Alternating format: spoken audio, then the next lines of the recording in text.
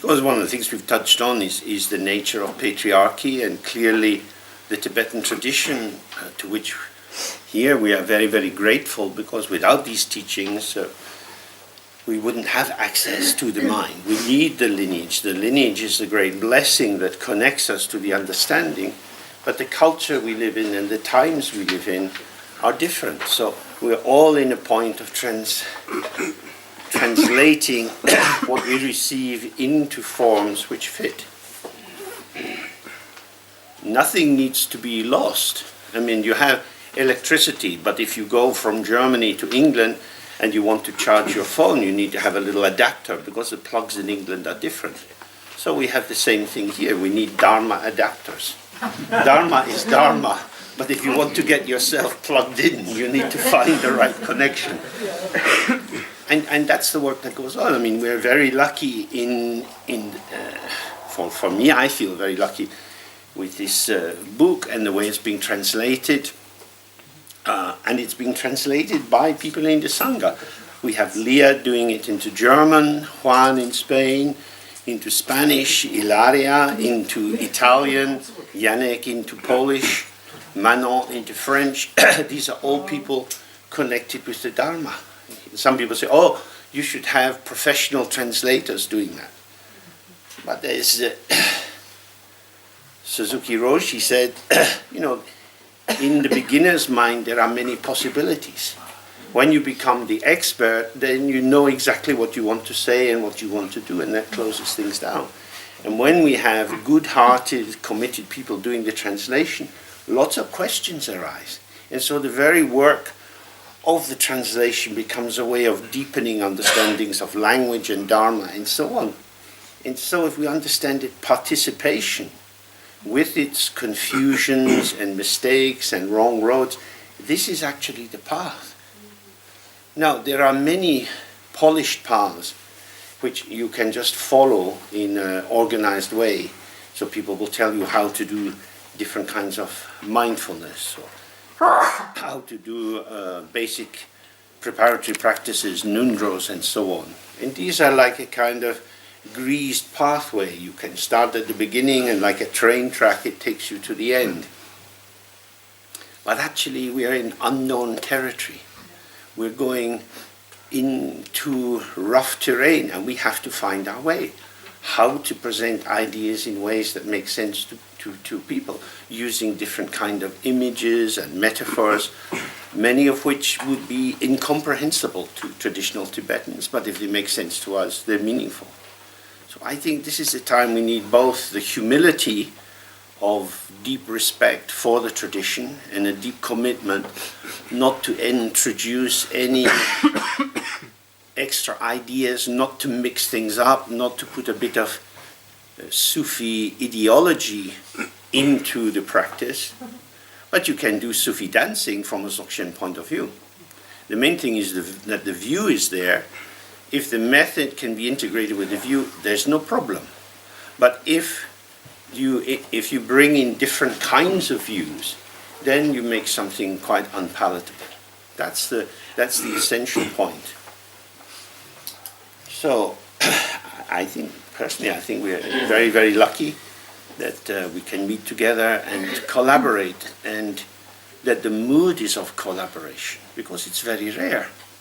And so we can examine for ourselves what are the facilitative factors that allow us to feel a sense of belonging and that allow us to speak in a particular way, and then see in other areas of our lives how does that communication get blocked. So that we try again and again to have connection, because there's no point in talking about non-duality if you lead a very isolated life and you end up feeling that other people are contaminants. So in the Dzogchen tradition, there is a kind, not exactly a wariness, but there is a thoughtfulness about the nature of retreat. Because if you go into retreat, and which of course means to go backwards and away from the life situation, because you feel that life itself is entangling, then you haven't understood the Dzogchen view at all.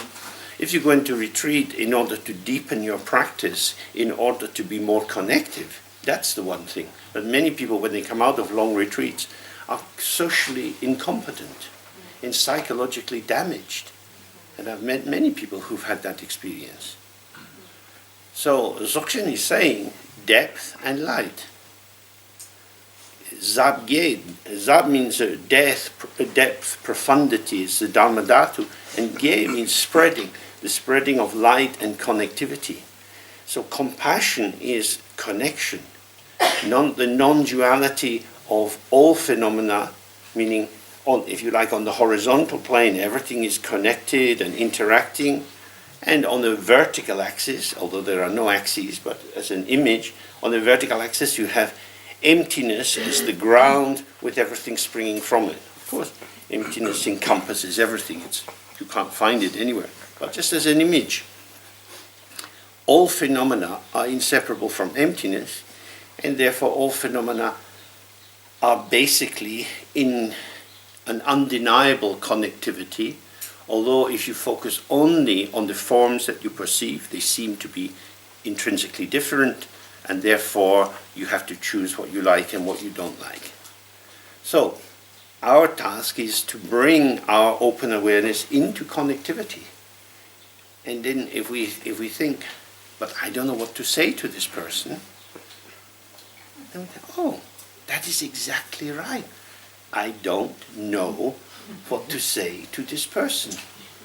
Why do I imagine that knowing what to say is the place to start from?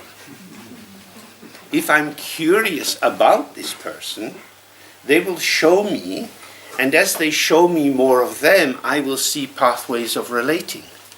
So we shouldn't start with speaking, we should always start with listening. Receptivity is the ground out of which we manifest. So the more we receive, we have the connectivity of welcome, and then the connectivity of response. So we can practice this here, as we're all doing, in our various ways, and then take it out into the world.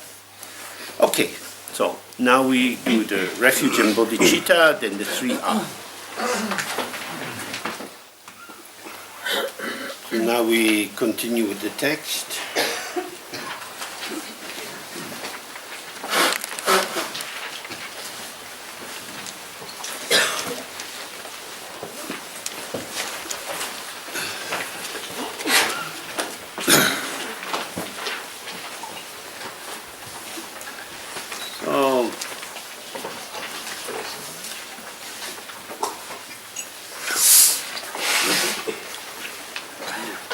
Began with Padmasambhava setting out the unchanging, intrinsic ground of all experience, that it's non-dual, effortlessly arising, primordially pure, and unchanging or pristine Buddhahood. On the basis of this, we can see, if we keep the analogy of the sky, that all clouds are the gift of the Buddha, or ornaments of the sky. They are the way that the sky shows itself. We have the great Dzogchen teacher Namkhai Norbu. Namkhai Norbu means like the sky's jewel. So what is the sky's jewel? You might think, oh, it's a rainbow, it's very beautiful. But also a very dark cloud is a jewel of the sky, because you get black jewels as well. You get agates, you get stones with a density, and you get very light, fine, shimmering sapphires and so on. There are many forms of clouds that arise in the sky.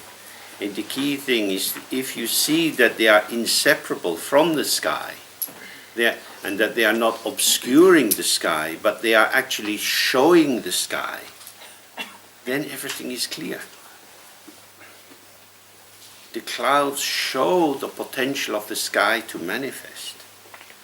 So whatever arises in the mind, not reacting to it as a problem or a difficulty or something to be removed or something to be struggled with, Because when you take up that position, you're already in a duality. Something is happening that I don't like.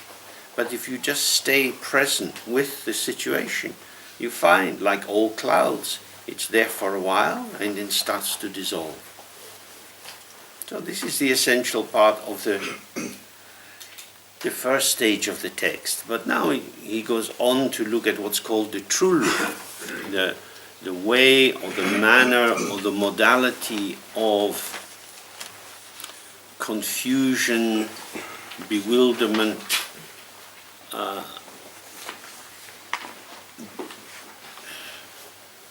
unclarity, confusion. And this trulpa, it belongs in this whole family of words. So you have trulpeku, the emanatory body of the Buddha, the nirmanakaya, which is showing itself like an apparition. It's not strongly real. In the same way, confusion, bewilderment, and this is like a kind of magical formation. There is nothing truly there, because from the very beginning everything is empty. But the confusion is that it catches us, just as a sorcerer, according to traditional cultures, a sorcerer, a black magician, can create a miasma, a thick fog in which you can be caught and controlled, that something goes into you. So, nothing has happened, but if you believe it, it starts to work.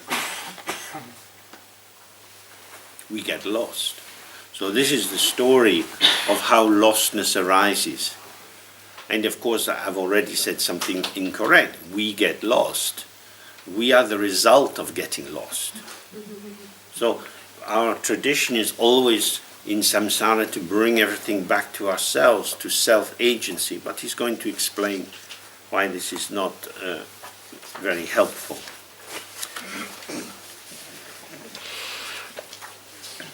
So he says, regarding the way of delusion or bewilderment. So, in English we have illusion and delusion. Illusion means something is there like the mirage or the rainbow. You can see clearly it's not true, but it appears to be true. But we can also see that it's not true. So with an illusion, in a sense, you see the trickery, or you feel your own willingness to be taken in, to be deceived. But you also know, oh, I'm taking this as real, but it's not real. The moon is in the water. No, it's not. Oh, it is. So, with illusion, entrapment and freedom are arising together. So this is like the first mode of ignorance, the Hlenchichepe Marikpa, the co-emergent ignorance. Delusion is different. Delusion is when you believe that the illusion is real and the irony or the double move vanishes and it just is true. That's when you're really deluded, because now you're fully taken in.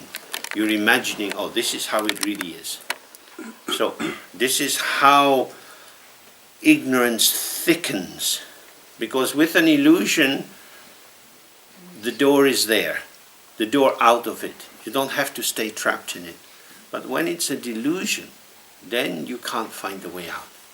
So in the psychological language, you could say an illusion is a neurosis. In the delusion is a psychosis. That may be a completely useless analogy.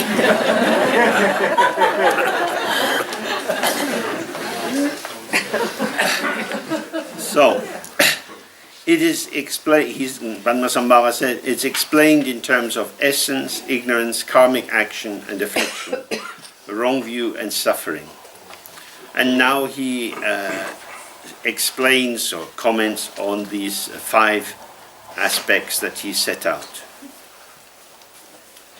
So firstly, the essence regarding the ground of confusion. Mind itself And remember, this is our mind. Each of us here has this mind. It's not some special Buddha mind that some lucky people have, but we have this. Mind itself, the essence of enlightenment, is free of all limitations such as being or non-being.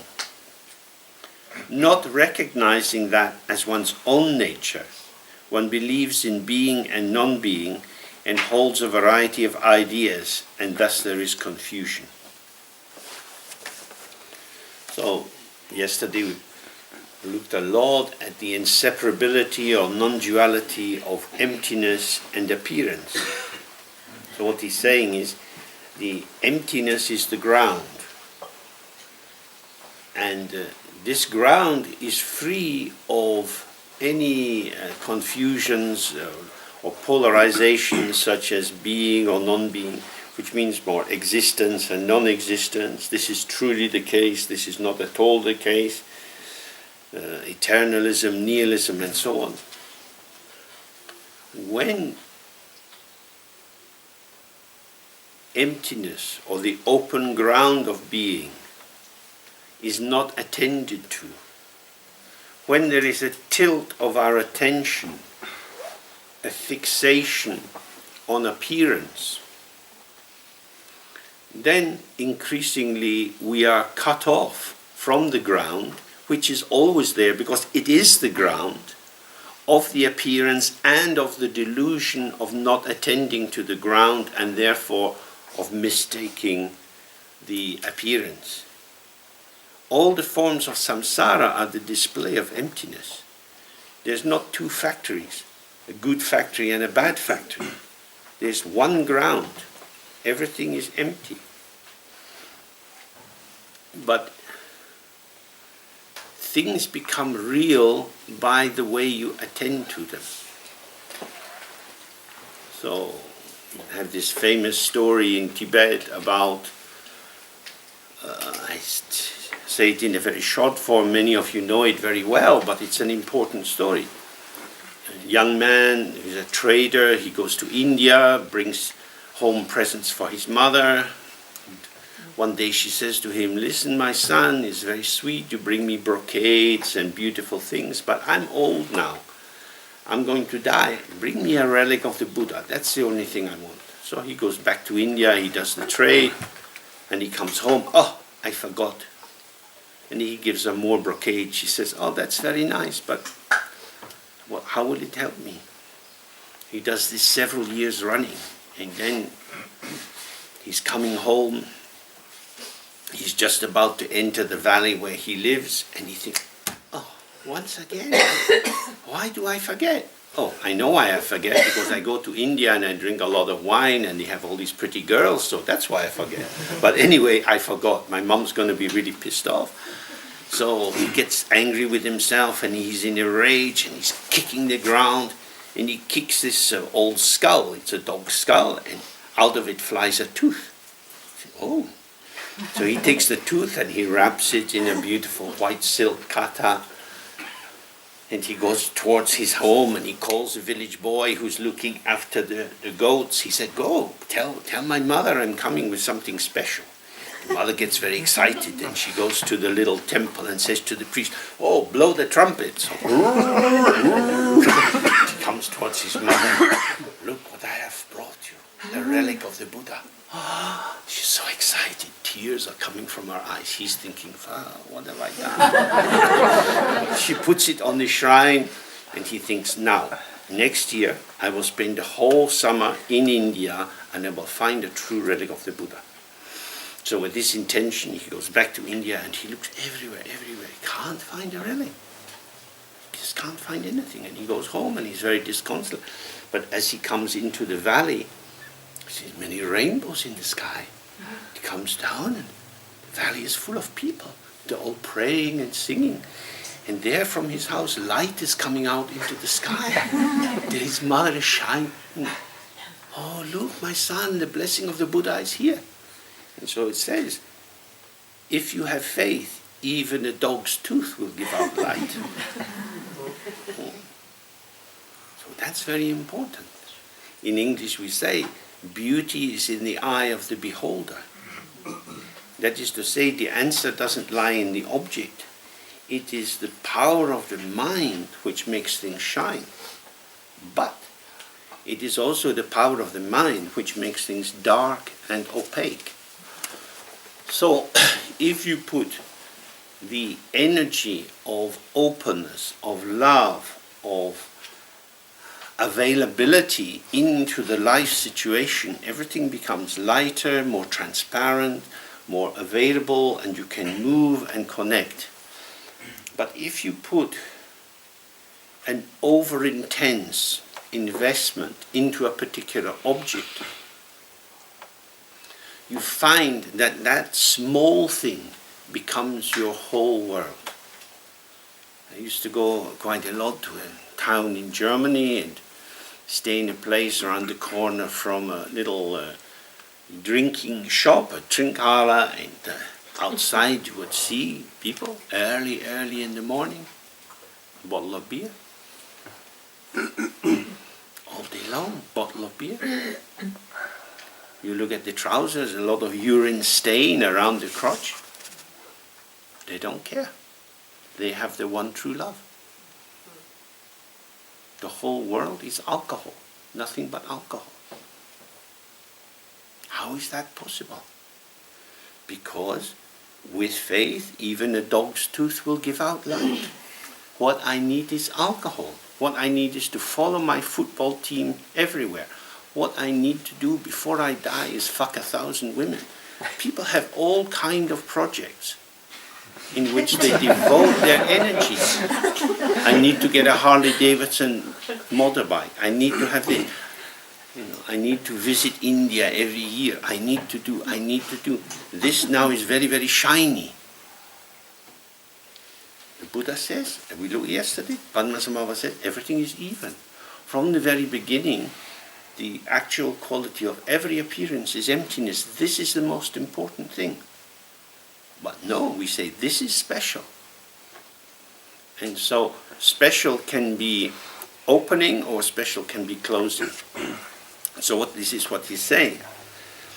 When you don't recognize that you are inseparable from emptiness, and you start to believe that things are true, then you hold a variety of ideas. And the variety of ideas here means this is better than that. Because our ideas always fragment into particularizing some things as good and special and other things as bad. Maybe also bad and special. So some people are very paranoid. They feel the world is out to get them. They fear contamination. And so they have to wash their hands again and again, and they end up with this obsessive compulsive disorder. Other people, they have some shock in the marketplace, and then they become agoraphobic. They don't want to go outside because they're sure some trauma will happen. Other people get prone to panic attacks because they fear I'm going to fall down in the street and I won't be able to protect myself. And the very anxiety of predicting that I'm going to have a panic attack inducts a panic attack. So there are all kinds of ways in which you get caught up in an idea, which makes that very, very important. And then it becomes determining your life. Because if you put your life energy, which is a potential, which has no particular form, your liveliness, your vitality, whatever you call it, your prana, your chi, this can go in infinite directions. But once you start to put it into a shape, it becomes molded. So it's like water. If you take a liter of water and you pour it into a round vase, it looks round. If you put it in a square vase, it looks square. In a triangular vase, it looks triangular. So that's the same with our life energy. The formations of the world that we invest with important become the very shapings of ourselves and our world. So, when that happens and you forget, this is my life energy, you feel then trapped by the shape of your life. It's always possible to remove yourself from the situation. Now some people say, well, that's not true. But for example, many of the people I know in London, they go to see a Chinese master called Master Lam, who's quite an old man. And his master was in China a long time ago, and he was put in prison because he was quite politically aware, but he was also a master of Tai Chi and so on. And he's in prison, and they put manacles, these iron things on his wrist, and they chain him to a wall. So he's trapped, and it's quite an uncomfortable position. And at first he's struggling, doesn't want to be there, and he's feeling a bit the victim and trapped. And then he saw, oh, I'm standing. And I don't know how long I'm going to stand. In fact, he had to stand for many years. I'm standing. So he stood.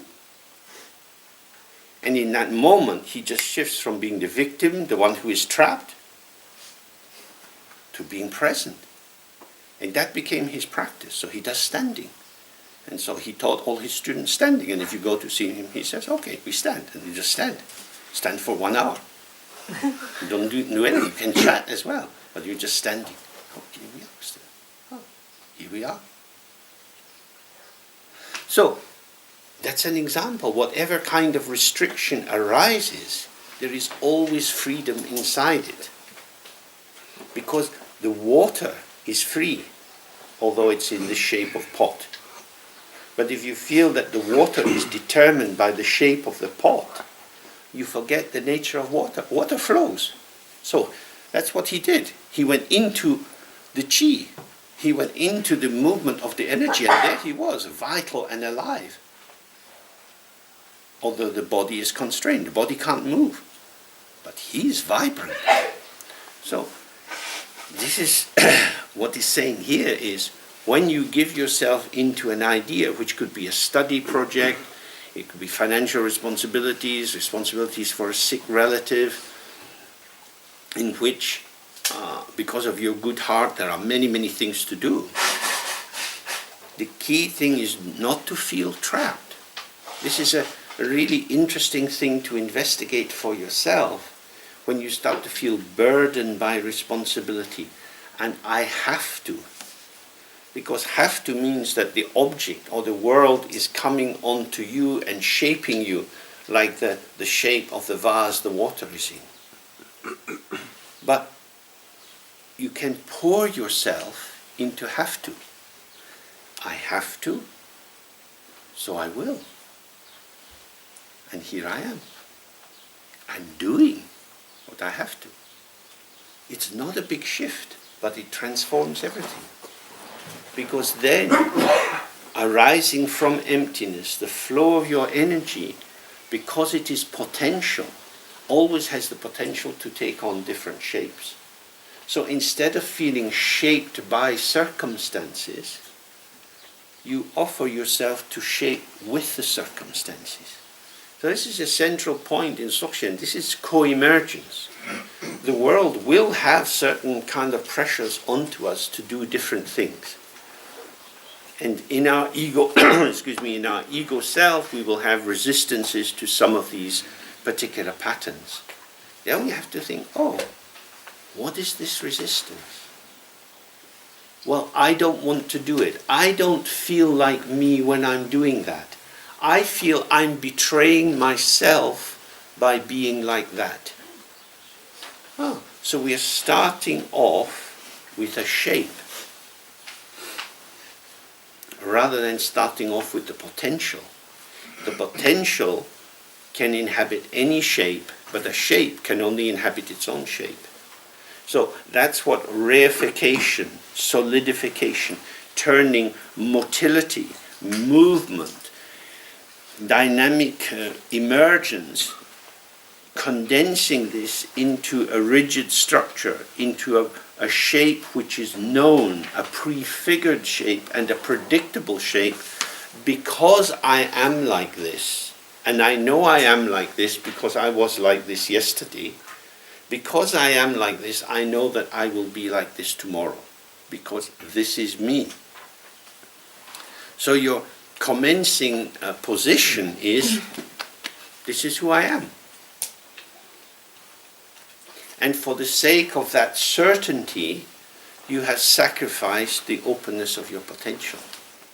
So the ego gains comfort in the fantasy of self-knowledge, but the overemphasis on the earth element in that, the rigidification, causes the abandonment of water, fire and wind, and most certainly of space. So now, having taken up a position, having formulated an identity, these many different ideas that arise are recruited in the service of the maintenance of the idea. So that's how the ego formation, which seems to be offering security, is actually diminishing our access to the openness of our being, to the richness of our potential, and to the multi-forms of our communication with the world. And so he concludes that by saying, and thus there is confusion, because we are not determined, we are emergent.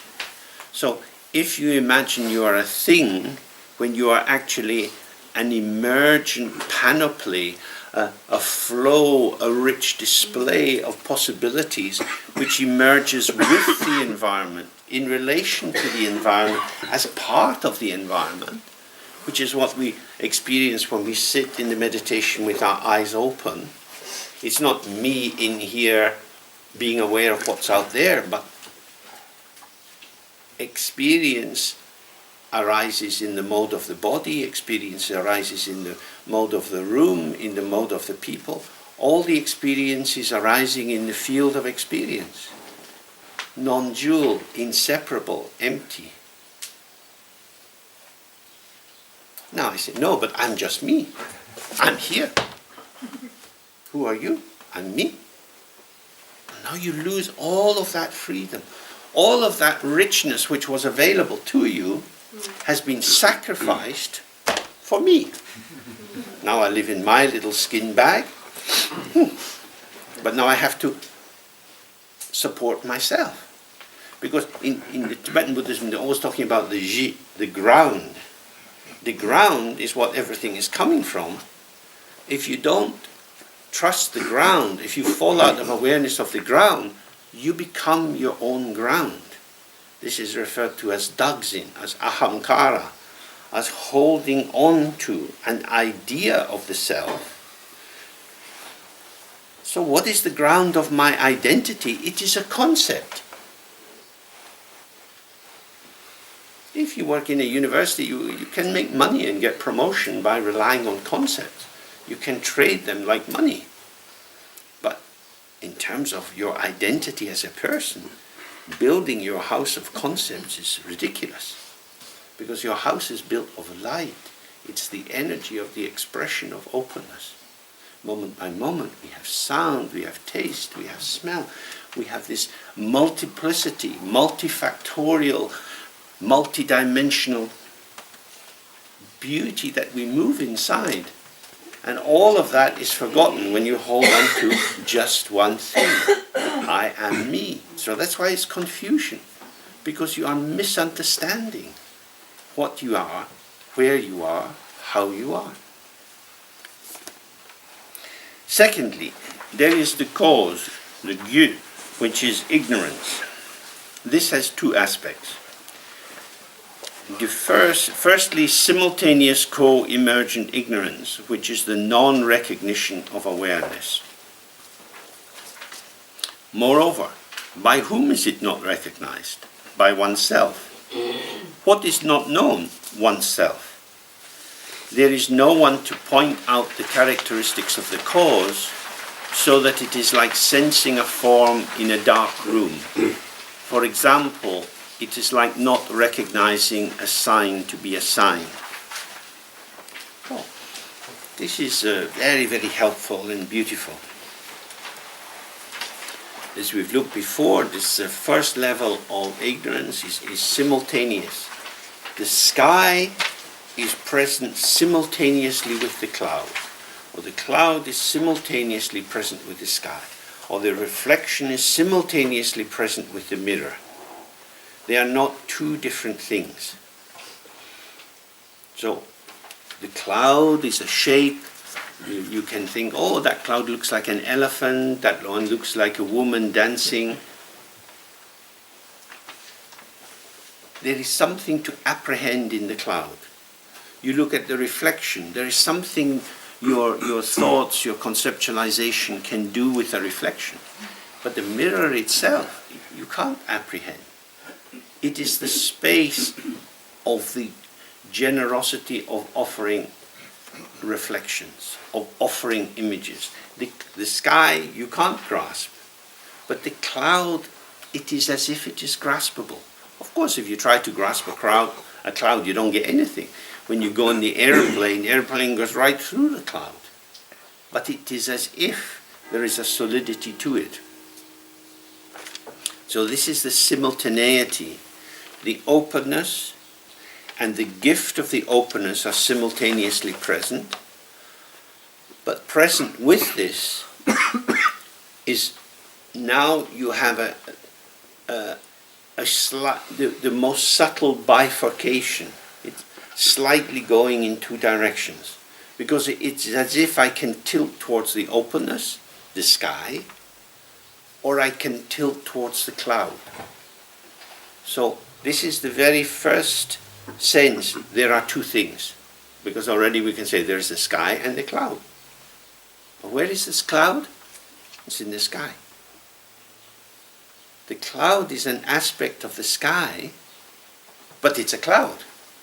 So the cloudness of the cloud, which is the sky, because it has no other ground but the sky, everything has the open ground of emptiness, this showing of the ground, the clouding as the sky's generosity, the cloud, now appears to be something different.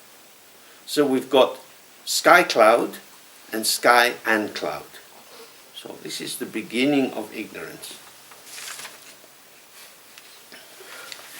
which is the non-recognition of awareness, because awareness is to see that all phenomena have only one ground. Rigpa is the illumination of the ground, and when the ground is illuminated, it is absolutely clear that there is no other ground, and so everything is non-dual with the ground. It is to see integration or integrity is unchanging. But when there is forgetfulness of the ground, by the beginning of fascination with the cloud is extracted from the sky. It's extrapolated. You seem to take the cloud out of the sky because you start to be able to conceive of it. To conceive of it. You give birth to the cloud as something which is apprehendable. You make the cloud that you grasp. So that's what he's saying. Moreover, by whom is it not recognized? The one who clings to the cloud and says the cloud is something, this is the one who is not recognizing it. Who is doing this? Oneself. Who is that oneself? As we looked yesterday, when the light of the sun is reflected on the moon has a light. The one self that is now looking at the cloud is as inseparable from awareness as the cloud is inseparable from the sky. But just as it is as if the cloud can be taken out of the sky, it is as if the self can be taken out of awareness. Awareness, as we've looked, has no form, it has no color, it's not big, it's not small, it doesn't come from anywhere, it doesn't stay anywhere, it doesn't go anywhere. It has no defining characteristics, but I'm here, and I'm here with the cloud. I am the one who knows there's a cloud. I am the moon with no light of my own. The cloud is in the sky, it doesn't exist by itself. But I'm here, and that's a cloud. So this is the beginning of self-deception. You cheat yourself. This is why in the Dzogchen text they say this again and again. The main thing to understand is how you cheat yourself. You say that a dog is a cat. And because you say it's a cat, you want to fight with anyone in the school playground who says it's a dog. Because you are the one who decides. I'm the king of the castle. I'm in charge. Now we're going to play this game. If you want to be in my gang and be with me, you have to do what I say. Children quite like that. Because being in charge is the one who defines. So this is what we're starting to see. This is the birth of the ego formation. And of course, it's not that it happened just 1,000,000 years ago. It happened in beginningless time, and it happens each and every moment, which is why we meditate, because when you meditate, you see the birth of the universe. You see the birth of duality. So what is it that is not known? Oneself. Radiant awareness, which is unborn and always available, and which is the actual illuminator, is not known because we imagine that I am the knower. That is to say, there is a false deflection. The moon is so bright. I am the man. I am the source. I am the one. But it's from the sun. In the Buddhist tradition, the sun is the image of Rigpa. It shines, the light radiates out of the sun, illuminating everything. So, there is what you have here is when you don't recognize the ground, it's not that everything stops. The ground is ceaselessly showing. It's showing the radiance, the translucence of itself. If the ground is forgotten, you get this beginning of thickening, like the clouds thickening. There's more stuff and there's more me, and the two emerge together. Neither has inherent self-nature, neither is truly existing, and yet it is as if they feed off each other and build up into a crescendo.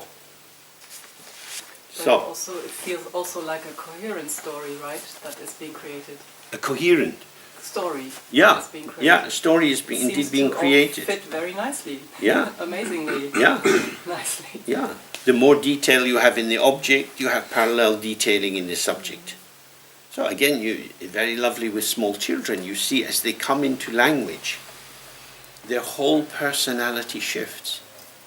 Because language gives you power to determine what is there. And you start to be able to manipulate. When a baby is very small, all it can do is cry. And the mum responds to the cry. But once the child is able to tell the mother what to do. No, mummy, no, this way. Okay.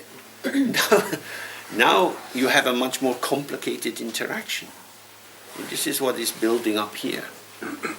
So it's a narrative elaboration. So what is not known? Oneself. We imagine I am me, and this then becomes an opaque, false ground which hides the true ground. There is no one to point out the characteristics of the cause. So in that situation, you don't meet the Buddha. You're just fumbling in the dark. The ego is a do-it-yourself phenomena. We cobble ourselves together. We make use of whatever we find in particular situations.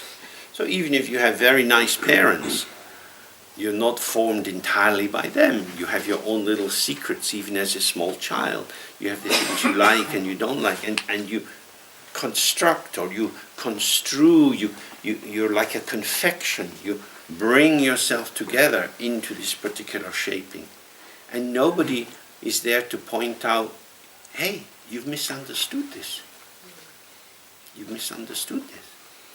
So, that's why he says, so it's like sensing a form in a dark room. What is there? What is that? So, you can't see it, so you imagine it. So the imagination is the richness of the creativity of the mind, which is projected into the task of identifying what is there. Now, if you have awareness, you know what is there is the radiance of emptiness. But in the dark room, you say, this is a chair, this is a man, this is a woman, this is a dog, this is a frog. And the more you fumble in the dark, the more you stabilize this darkness by having the dark light, the darkening light, the blinding illumination of conceptual elaboration. So the more you can identify what is going on, the darker and more obscure you become as you thicken, or it is as if you thicken, this opacity, this fogginess, this impenetrability between you and the actual ground. The cloud is the gift of the ground. The cloud is in the sky, but now we are on, as it were, the wrong side of the cloud. It is as if I'm here, here's the cloud, and there's the sky. I can't see the sky because of the cloud, but the cloud is in the sky, and I'm in the sky too. Everything's in the sky, but no, I'm me. So the more this sense of being me embodied, because the body is starting to develop through this, then you have this fantasy. So he says, for example, it's like not recognizing a sign to be a sign.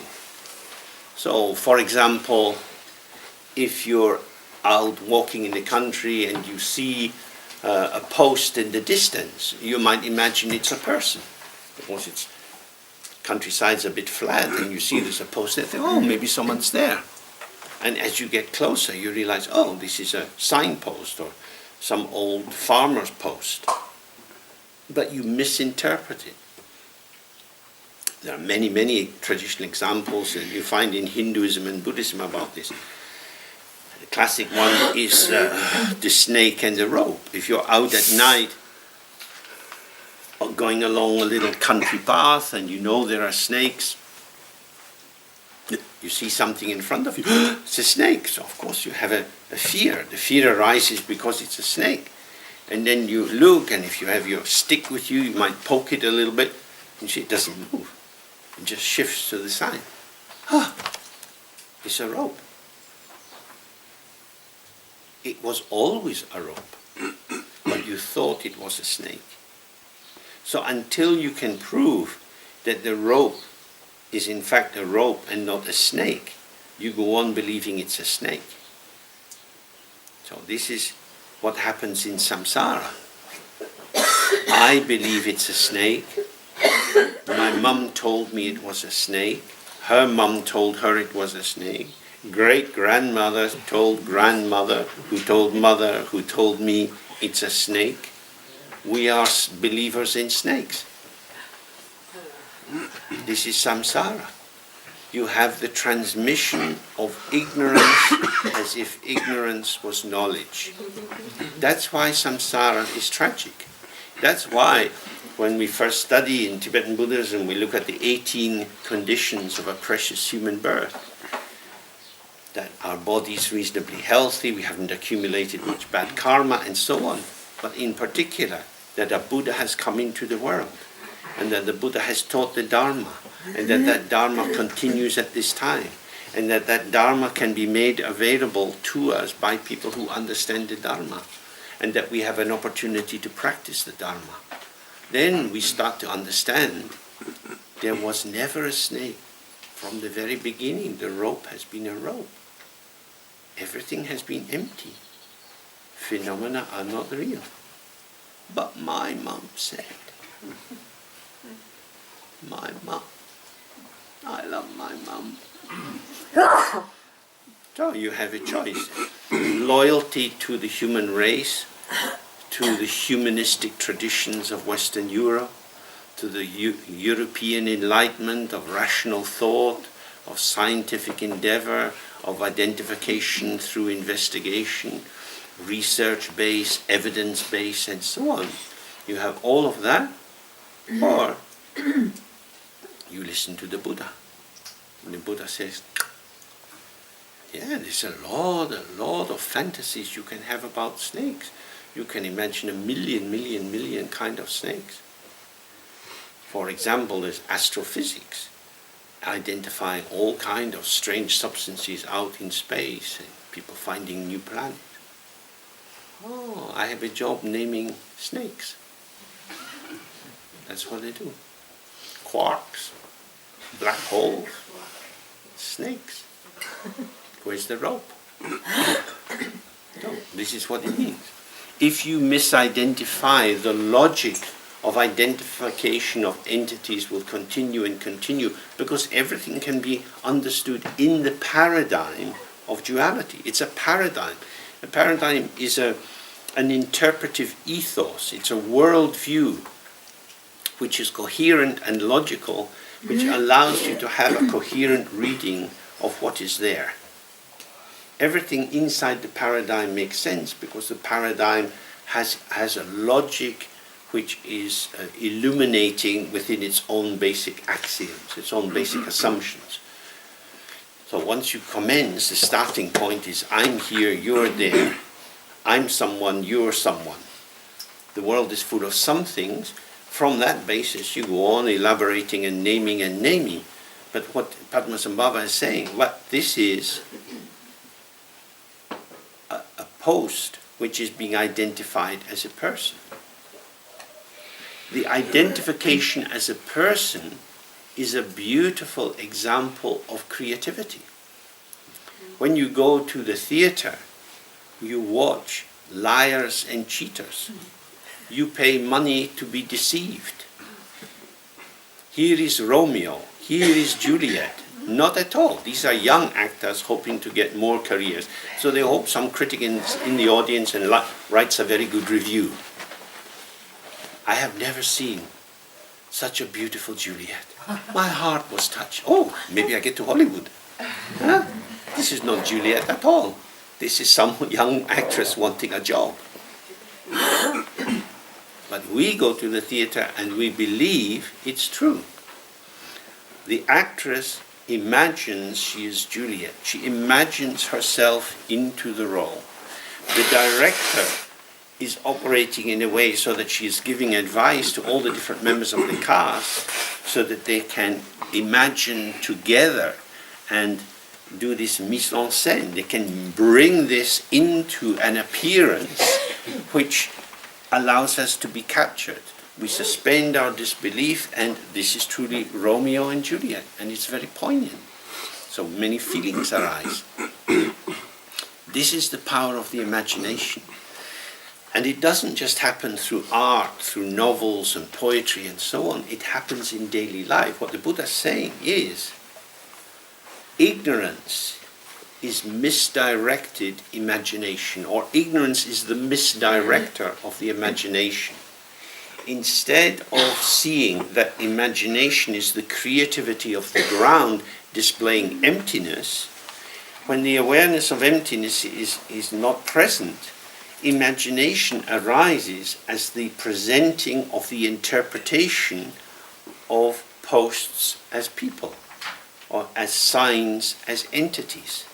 It is an issue of construal if you can't see, you've got to find your way. Like it says in the first example, it's like someone in a dark room.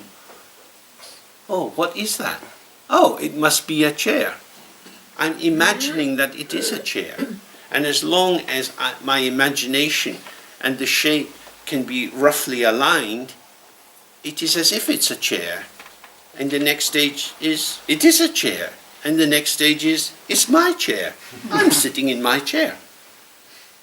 All in the dark. So this is very interesting. Your mother never told you this.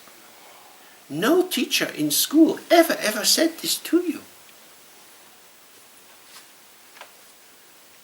Nobody in the airport's going to say, Mr. Lowe, before you get on the plane, a word in your ear. Do you know that the plane is an illusion? You better increase your insurance. Nobody ever says this. So the line of the teaching of Buddha is like a tiny ray of light in a very, very, very dark world, in which everybody is convinced that what is not the case is the case, and what is the case is not even thought about, not accessible, unavailable. It's just ignored, and we don't even know that we ignore it. So this is why lineage is so important in the Tibetan tradition.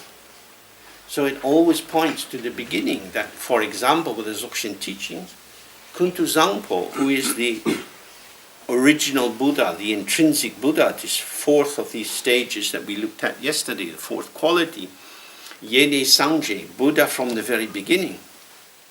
Buddha Samantabhadra is the living presence of this unchanging aware state. And he brings the transmission to Vajrasattva, and Vajrasattva to Garab Dorji to Manjushri Mitra, Manjushri Mitra to Sri Sina to Padmasambhava. And Padmasambhava is offering us this text. So this is the pure lineage of the transmission. It, again, in all the Buddhist traditions, in the Tantra and Dzogchen traditions, they say, this is not human knowledge. This is not some theory invented by human beings. This is not conceptual elaboration.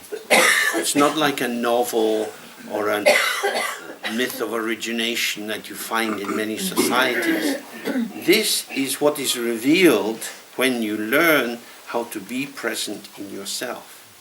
And you can know that it's not a myth because you don't have to believe it. You simply have to enter into the practice and you find that it is the living truth of your existence.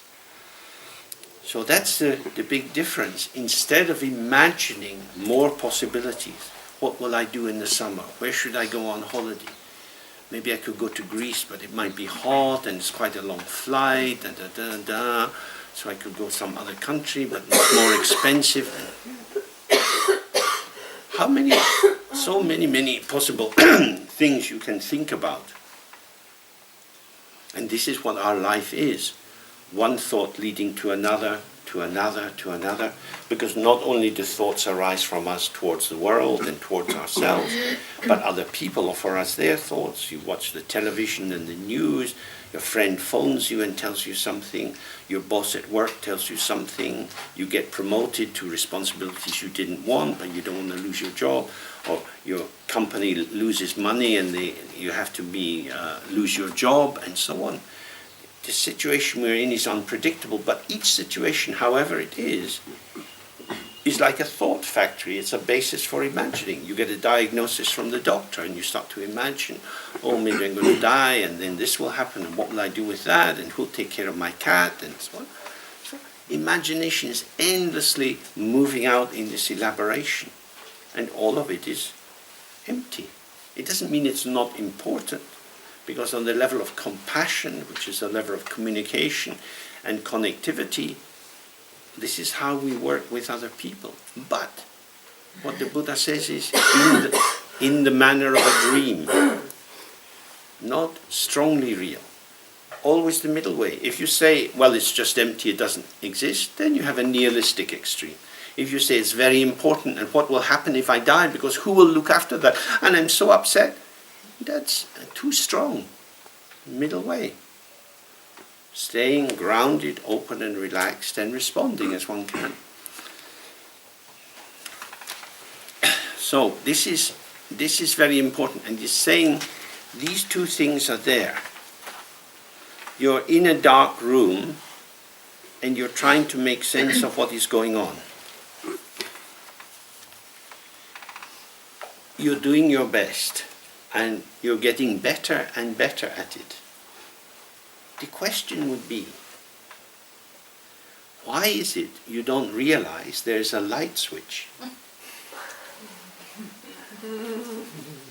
So when the Buddha comes, he says, hey, come on, put the light on.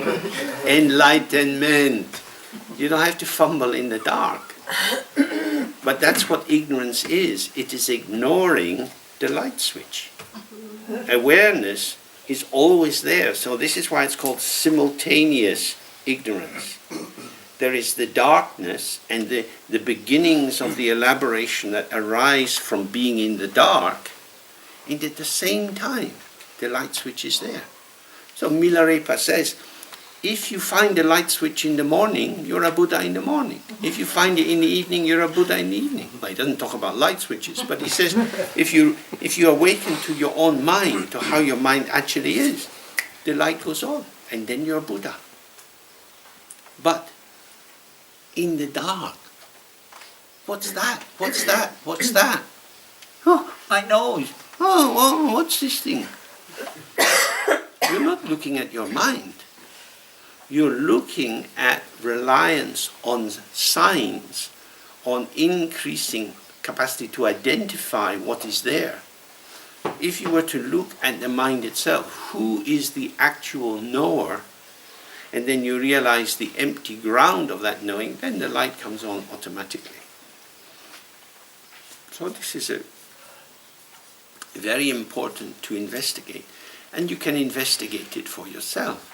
Because when you sit in the meditation and you find yourself again and again fascinated by thoughts and feelings and going after them and fusing with them, then you're fumbling in the dark.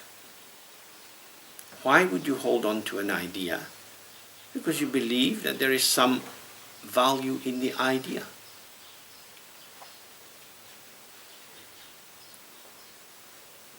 How many ideas have you had? How many thoughts have you had in your life? What great illuminating benefit have they given you?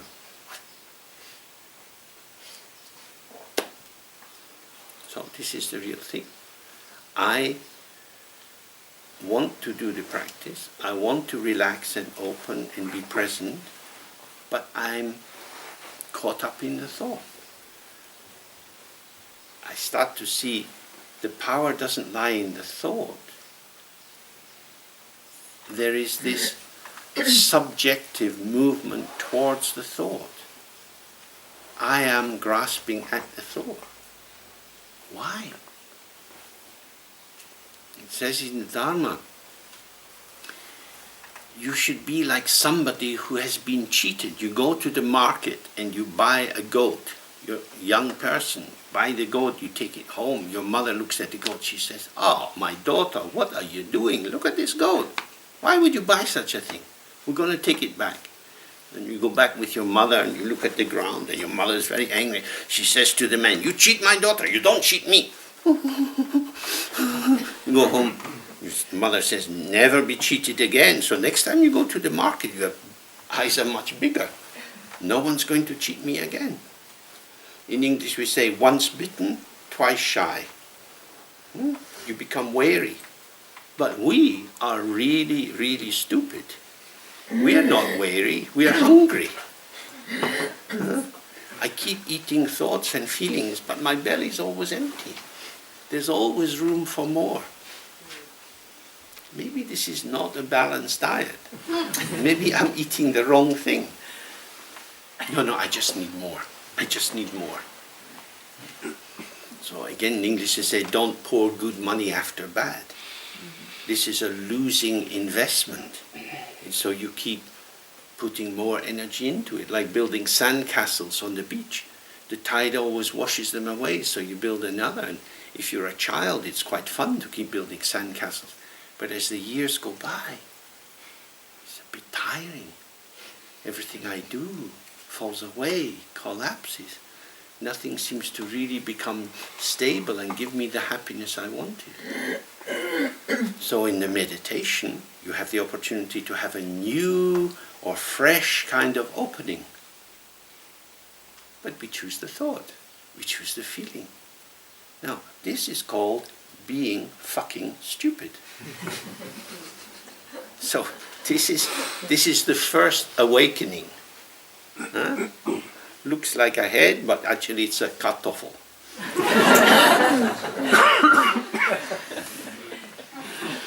Why would I choose shit when there's chocolate? This is perverse. And the Buddha says, you have been perverse for a very long time. You are so perverse that you imagine that perversity is the right way to be. So, for example, when I have this rehabilitation program for the child soldiers in Africa, you know, particularly the boys who are taken into the forest and they learn to kill people, to stab them, to cut them up with machetes and so on. That becomes normal life for them. So for them to be detoxified from the abnormal in order that there's a space for the normal is quite difficult. And some of them never really can free themselves from this early fixation they've been inducted into. So we are the same. We are addicted to deception. That's why meditation is difficult and getting out of samsara is difficult. And Buddha says it's about attachment. We are attached to misperception. And because we fill the space of potential with misperception, where is there going to be space for accurate perception? So we have to renounce or relinquish our attachment, our belief that thoughts are the answers, feelings are the answers, sensation in the body is the answer, planning for the future is the answer, memories of the past are the answer. People go on holiday and they want to show you the photographs of their holiday. Why? You want to make me jealous? Why should I look at the photograph of you having fun? I'm here, you're here. Why don't we have fun together? So all these people taking photos all the time, everywhere they go, photo, photo, photo, photo. Representations are empty. Life is vibrant and ungraspable, but you can keep the representation in your phone. You can't keep the thought in your mind, it's passing through. You can't keep the feeling, but you can make the representation. That's why we get drawn towards art. Art is a process of fossilization. We think artists are creative. They're actually embalmers. They work in the mortuary. They get the dead bodies and put them in formaldehyde and hang them up on the gallery. At least Damien Hirst is very honest about what art is. And we're all embalmers. We're all taking the fresh moment and trying to preserve it, making a bit of jam for the winter.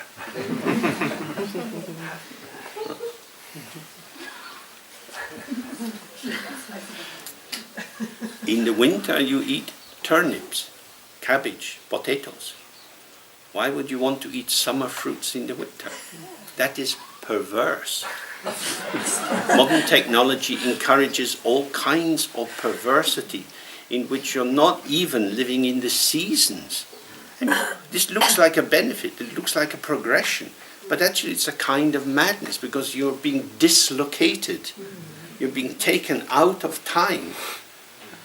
The rhythm of the moon and the rhythm of the seasons becomes invisible for people in the city. So this is a similar thing. Seeing how you delude yourself by the incredible power of your imagination to invent new worlds. And now we're just on the cusp of virtual reality coming in big time, these kind of eye boxes that people put on, and kids are really getting into it in America and so on. That's going to be a whole new way that people will spend hours and hours of their life in virtual reality. This, from the spiritual point of view, meditation point of view, is a total disaster. Total disaster. To give more space to imagining what is not there, rather than trying to see what is the ground of our experience. So this is the first level of ignorance, and I think if you look honestly at yourself, you see, oh, this is operating in me moment by moment. The freedom is here, and the loss of freedom is here. They're here simultaneously. How lovely. We have a choice. Freedom, loss of freedom. So we choose loss of freedom. It's a really big question. Loss of freedom is cozy. We know that in some countries, like in Britain, many people commit small crimes at the beginning of winter so they can go into prison for a few months. And they have a warm room and a bed and some food. Imagine how desperate, how pathetic is that? But we do the same. Freedom is there, but we choose the prison. Because it's cozy, it's familiar. We know how to be prisoners. It means we know how to be human beings wandering in samsara. The door of freedom is there, but we don't follow it. When you look at the wheel of life that's painted outside in the hall, it shows that the whole of samsara is in the fangs of Yama, the Lord of Death. Everything in samsara is impermanent. And the Buddha is on one side and he's pointing over to this clear circle. This is liberation. Freedom is always there. You don't have to be in this busy circle. So when we do the meditation and we go carried away by the thoughts, this is not, oh, I was a bit distracted. This is life and death. Life and death. This is the point where I see I betray myself, I cheat myself. I talk about enlightenment and freedom, but actually I want business as usual. Then we remember Sialama, liar number one, cheater number one. He knew about the nature of the mind, that you have to stay fresh and open, because the prison is cozy.